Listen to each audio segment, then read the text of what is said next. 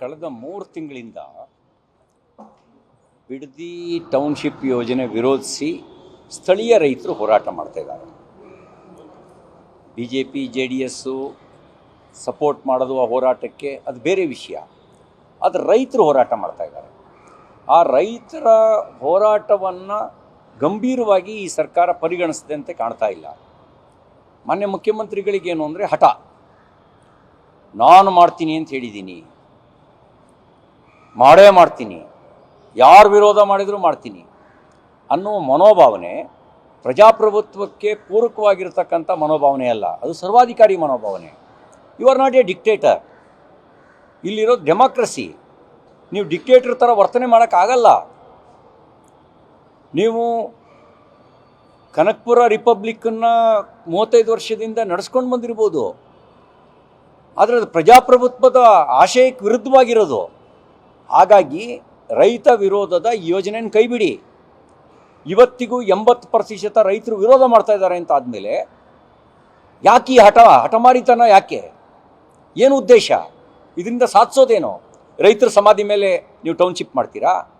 ನಿಮಗಿದು ಎಚ್ಚರಿಕೆ ಗಂಟೆ ಆಗಬೇಕು. ನಿನ್ನೆ ಮಾಡಿರೋ ಪೊರಕೆ ಸೇವೆ ನಿಮ್ಮ ಸರ್ಕಾರಕ್ಕೊಂದು ಎಚ್ಚರಿಕೆ ಗಂಟೆ ಆಗಬೇಕಾಗಿತ್ತು. ನೀವು ಬದಲಿಗೆ ಏನು ಮಾಡಿದಿರಿ? ಬದಲಿಗೆ ರೈತರ ಮೇಲೆ 307 ಕೇಸ್ ಹಾಕ್ತೀರಿ.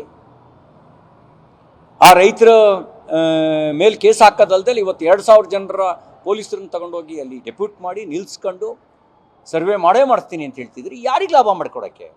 ಈ ಟೌನ್ಶಿಪ್ಪಿಂದ ಯಾರಿಗೆ ಲಾಭ ಹೇಳಿ? ನನಗಿರೋ ಮಾಹಿತಿ ಇದೆ, ಸರ್ಕಾರಿ ಭೂಮಿಯನ್ನು ನೋಟಿಫಿಕೇಷನ್ ಆದಮೇಲೆ ನೀವು 53, 57ನಲ್ಲಿ ಗ್ರ್ಯಾಂಟ್ ಮಾಡಿ, ಆ ಗ್ರ್ಯಾಂಟ್ ಮಾಡಿ ಸರ್ಕಾರಿ ಭೂಮಿಗೆ ನಿಮ್ಮ ಬೆಂಬಲಿಗರಿಗೆ ಲಾಭ ಮಾಡ್ಕೊಳ್ಳೋಕೆ ಕೊಟ್ಟಿದ್ದೀರಿ. ಅಂದರೆ ಭೂಮಿ ಸರ್ಕಾರದ್ದು, ನೀವು ಗ್ರ್ಯಾಂಟ್ ಮಾಡಿದ್ದೀರಿ. ನೀವು ನೋಟಿಫಿಕೇಷನ್ ಆದಮೇಲೆ ಗ್ರ್ಯಾಂಟ್ ಮಾಡಿದ್ದೇನೆ ಒಂದು ಹಗರಣ. ನೋಟಿಫಿಕೇಷನ್ ಆದಮೇಲೆ ಗ್ರ್ಯಾಂಟ್ ಮಾಡಿದ್ದೇ ಒಂದು ಹಗರಣ. ಆ ಗ್ರ್ಯಾಂಟ್ ಮಾಡಿರೋ ಹಗರಣದ ಆ ಭೂಮಿಗೆ ನೀವು ನಿಮ್ಮ ಕಡೆಯವರು GPA ಮಾಡಿಸ್ಕೊಳ್ತೀರಿ. ಸರ್ಕಾರದ ಖಜಾನೆಯಿಂದ ಹಣ ಹೋಗುತ್ತೆ ಅವರಿಗೆ. ಈ ಥರದ ಹಗರಣ ಮಾಡೋದಕ್ಕೆ ನೀವು ಮುಖ್ಯಮಂತ್ರಿಯಾಗಿದ್ದು ಈ ಹಗರಣ ಮಾಡೋದಕ್ಕೆ? ಅದಕ್ಕೆ ನಾನು ಹೇಳ್ತಾ ಇದ್ದೀನಿ, ನೀವು ಇನ್ನೂ 1 ತಿಂಗಳು ಪೂರ್ಣಗೊಳಿಸಿದಿರಿ. ನಿಮ್ಮ ಮೇಲೆ ಆಪಾದನೆ ಮಾಡೋಕ್ಕೆ ನಮ್ಗೆ ಇಷ್ಟ ಇಲ್ಲ. ಆದರೆ ನೀವು ಯಾಕೆ ಈ ಹಠಮಾರಿ ಧೋರಣೆ ತೋರಿಸ್ತಾ ಇದ್ದೀರಿ? ಈ ಹಠಮಾರಿ ಧೋರಣೆಯನ್ನು ಕೈಬಿಡಿ. ರೈತರ ಮನೋಭಾವನೆಯನ್ನು ಅರ್ಥ ಮಾಡ್ಕೊಳ್ಳಿ. ರೈತ ಮಹಿಳೆಯರು ಪೊರಕೆ ಸೇವೆ ಮಾಡಿರೋದ್ರ ಆಕ್ರೋಶವನ್ನು ನೀವು ಅರ್ಥ ಮಾಡ್ಕೊಳ್ಳಿ. ಅವ್ರು ಒನಕೆ ಹಿಡಿಯೋಕ್ಕೆ ಮುಂಚೆ ನೀವು ಈ ಟೌನ್ಶಿಪ್ ಕೈಬಿಡಿ. ಅವ್ರು ಒನಕೆ ಹಿಡ್ಕೊಂಡ್ರೆ ಅವತ್ತು ಹೈದರಾಲಿ ಸೈನಿಕರಿಗೆ ಏನು ಗತಿ ಆಯಿತೋ ಆ ಗತಿ ನಿಮಗೆ ಬರಬಾರ್ದು. ಆ ಬರಬಾರ್ದು ಅಂತಿದ್ರೆ ನಿಮ್ಮ ಈ ಒಂದು ಯೋಜನೆಯನ್ನು ಕೈಬಿಡಿ. ಸರಿ, ಕಲಬುರಗಿ ಜೈಲಿನಲ್ಲಿ 3 ಕೈದಿಗಳು ಇವತ್ತು ಬೆಳಗ್ಗೆ ಪರಾರಿಯಾಗಿರುವಂಥ ನಮ್ಮ ಗೃಹ ಸಚಿವರು ಟ್ವೀಟ್ ಮಾಡಿರ್ಬೇಕಲ್ವಾ? ಹಾಂ, ಅವರಿಗೆ ಬಹುಶಃ ಬ್ಯುಸಿಯಾಗಿರಬೇಕು, ಮರ್ತಿರ್ತಾರೆ. ನಾನು ಸಜೆಷನ್ ಕೊಡ್ತೀನಿ, ತಕ್ಷಣ ಗೃಹ ಸಚಿವರೇ ಟ್ವೀಟ್ ಮಾಡಿ. ಕಲಬುರಗಿ ನನ್ನ ಟೆರಿಟರಿ ಒಳಗಿಲ್ಲ. ಕಲಬುರಗಿನಲ್ಲಿ ಭ್ರೂಣ ನಾಪತ್ತೆ ಆದರೂ ನನಗೆ ಸಂಬಂಧ ಇಲ್ಲ. ಕಲಬುರಗಿಯಲ್ಲಿ ಅತ್ಯಾಚಾರ, ಕೊಲೆ, ಸುಲಿಗೆ ನಡೆದರೂ ನನಗೆ ಸಂಬಂಧ ಇಲ್ಲ. ಕಲಬುರಗಿಯಲ್ಲಿ SSLC PUC ರಿಸಲ್ಟು ಲೋಯೆಸ್ಟ್ ಆದರೂ ನನಗೇನು ಸಂಬಂಧ ಇಲ್ಲ. ಕಲಬುರಗಿಯಲ್ಲಿ ಜೈಲ್ ಬ್ರೇಕ್ ಆದರೂ ನನಗೆ ಸಂಬಂಧ ಇಲ್ಲ. ನನ್ನ ಸಂಬಂಧ ಇರೋದು ಮಾತ್ರ ಟ್ವೀಟು ಅಂಥೇಳಿ. ಮತ್ತು ಮುಖ್ಯಮಂತ್ರಿಗಳಿಗೆ ಒಂದು ಸಲಹೆ ಕೊಡೋಕ್ಕೆ ಬಯಸ್ತೇನೆ, ನೀವು ಒಂದು ಹೊಸ ಖಾತೆಯನ್ನು ಕ್ರಿಯೇಟ್ ಮಾಡಿ. ಹೇಗೋ ಒಂದು ಏನು ಹೇಳಿದ್ರಲ್ಲ, ಎಂಥದ್ದು ಅಲ್ಲಲ್ಲ, ಪ್ರಜಾಸೇವಾ ಇಲಾಖೆ ಅಂತ ಮಾಡ್ತೀನಿ ಅಂತ ಹೊರಟಿದ್ದೀರಿ. ಒಂದು ಟ್ವೀಟ್ ಇಲಾಖೆ ಮಾಡಿ ಅದನ್ನ ಸನ್ಮಾನ್ಯ ಗೃಹ ಸಚಿವರಿಗೆ ಆ ಖಾತೆಯನ್ನು ವಹಿಸ್ಕೊಡಿ. ಹೇಗೂ ಅವರು ಇಂಡೈರೆಕ್ಟಾಗಿ ಅದನ್ನು ಪೊಸಿಷನಿಗೆ ತೊಗೊಂಡಿದ್ದಾರೆ. ಹಾಗಾಗಿ ಆಡಳಿತವನ್ನು ಪೊಸಿಷನಿಗೆ ತೊಗೊಳ್ಳೋದೇ ಇದ್ದರೂ ಇದನ್ನೆಲ್ಲ ಪೊಸಿಷನಿಗೆ ತೊಗೊಂಡಿದ್ದಾರೆ. ಹಾಗಾಗಿ ಅವರಿಗೊಂದು ಟ್ವೀಟ್ ಖಾತೆ ಮಾಡಿ ಆ ಖಾತೆಗೆ ನೀವು ಪರ್ಮನೆಂಟ್ ಮಂತ್ರಿ ಅಂತ ಮಾಡಿದ್ರು ನಮ್ಮದೇನು ವಿರೋಧ ಇಲ್ಲ.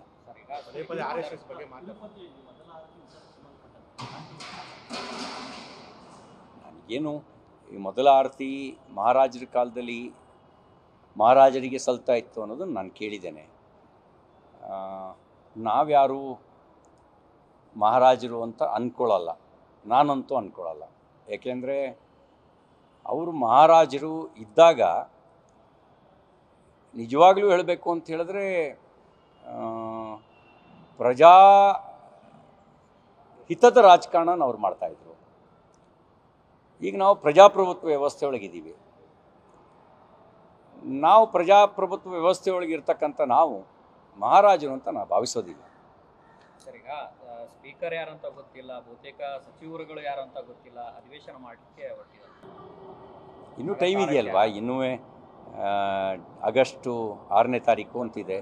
ಅದಕ್ಕೆ ಏನಂತೆ ಏನು ಮಾಡಿದ್ರು ಕಾಂಗ್ರೆಸ್ನವ್ರನ್ನೇ ಮಾಡ್ತಾರೆ. ನಿಮ್ಮನ್ನು ಮಾಡ್ತೀವಿ ಅಂತ ಅವ್ರು ಕರೆಯಲ್ಲ, ನಮ್ಮನ್ನು ಕರೆದ್ರೂ ನಾವು ಮಂತ್ರಿ ಆಗಕ್ಕೆ ಹೋಗಲ್ಲ. ಹಾಗಾಗಿ ಕಾಂಗ್ರೆಸ್ನವ್ರನ್ನೇ ಮಾಡೋದ್ರಿಂದ ನಾವ್ಯಾಕೆ ತಲೆ ಕೆಡಿಸ್ಕೊಳ್ಳೋಕೆ ಬಿಡಿ. ಆದರೆ ಒಂದೇನು ಅಂದರೆ ಈಗ ಬರಗಾಲ ಇರೋದ್ರಿಂದ ಕನಿಷ್ಠ ಕೃಷಿ ಇಲಾಖೆಗಾದರೂ ಒಂದು ಪೂರ್ಣ ಪ್ರಮಾಣದ ಸಚಿವರನ್ನ ಕೊಡಿ, ಆದಷ್ಟು ಬೇಗ.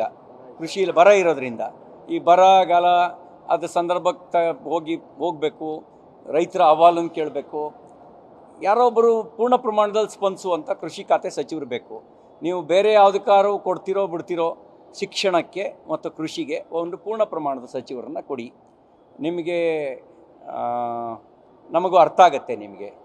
ನೀವು ಹೊರಗಡೆ ಎಷ್ಟೇ ಬಲಿಷ್ಠರಾಗಿ ಕಂಡರೂ ಕೂಡ ನಿಮ್ಮ ಕೈಕಮಾಂಡ್ ಅಡಿಯಲ್ಲಿ ನೀವು ಯಾರೂ ಸ್ವತಂತ್ರರಲ್ಲ ಅಂತ ನಮಗೆ ಗೊತ್ತು. ನಾನು ಗುಲಾಮ ಅಂತ ಪದ ಉಪಯೋಗಿಸಲ್ಲ. ನೀವು ಸ್ವತಂತ್ರರಲ್ಲ ಅಂತ ನಮಗೆ ಗೊತ್ತು.